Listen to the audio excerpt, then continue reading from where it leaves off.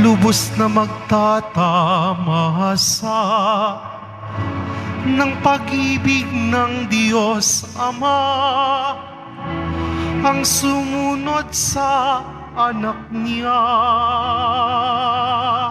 Hallelujah, Hallelujah, Hallelujah, Hallelujah.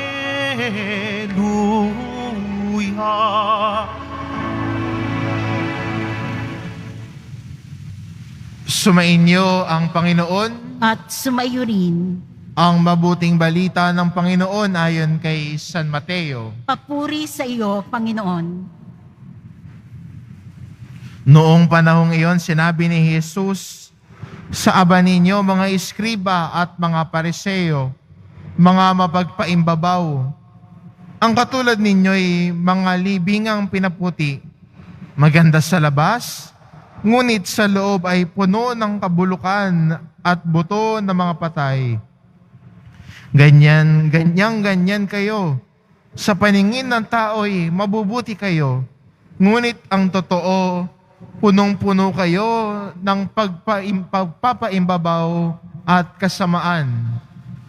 Sa aba ninyo mga iskriba at mga pariseo, mga mapagpaimbabaw, ipinagtatayo ninyo ng mga libingan ng mga propeta at ginagayakan ang mga puntod ng mga taong namuhay ng matuwid.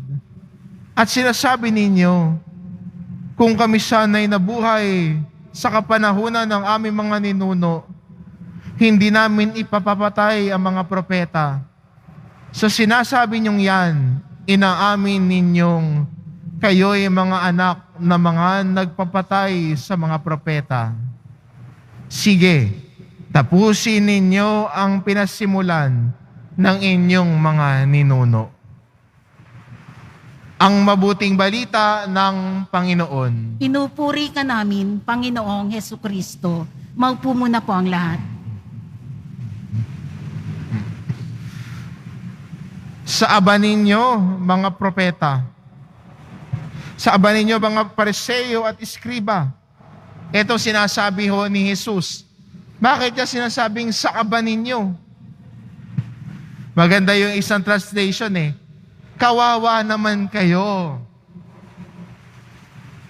Dahil sinasabi ni Jesus na parang merong duality sa pagkatao ninyo. Sa harap ng tao, ang image ninyo mabait, mabuti, pero sa loob, ayan, walking dead. Buhay na parang pumapatay at patay ang kalooban. Pero sa harap ng tao, ay mukhang mababait. Minsan, ito din po ang nagagawa ng social media ngayon. Social media has turned us into hypocrites. Pwede nating i-post, mabait, masaya. Masyado tayong concerned sa images, self-image natin, sa image natin sa ibang tao, na iniisip natin yung identity natin nakatumbas sa likes ng ibang tao. Yung identity natin bilang isang tao nakatumbas sa dami magko-comment sa post mo. Pero, kung titignan natin, ano ba mas mahalaga? Ang tingin ng tao, yung like ng tao at comment ng tao, o ang pagtingin ng Diyos sa ating buhay? Siya na nakakaalam ng laman ng ating puso. Hindi ba yun ang mas mahalaga?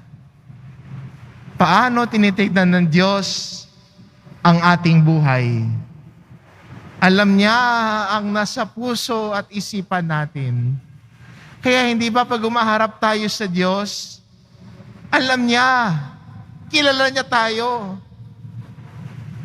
Kilala niya tayo. Kahit hambing nga ng Biblia, kung gaano katindi ang pagkakilala ng Diyos sa atin, na sinasabi ho na, kahit ang buhok mo sa iyong ulo, bilang ko lahat yan.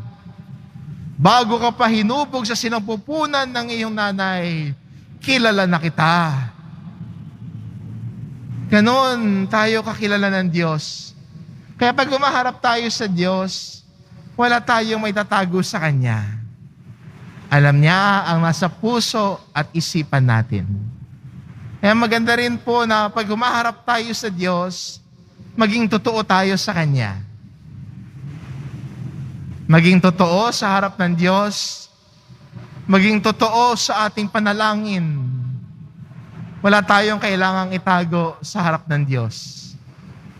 Kasi kung bubuksan natin ang loob natin sa Kanya, bubuksan natin ang kahinaan natin sa Kanya, kahit yung mga bagay na ikinahihiya natin sa ibang tao, sa totoo lang, mahal pa rin tayo ng Diyos. Hindi natin kailangan ng good image para mahalin tayo ng Diyos. Pero kundi dahil sa pagmamahal ng Diyos, nagsusumikap tayo maging mabuti. Hindi image ang kailangan ng Diyos sa atin. Hindi nagmumukhang mabait, nagmumukhang matulungin. Ang kailangan ng Diyos, bumabait tayo dahil sa Kanya.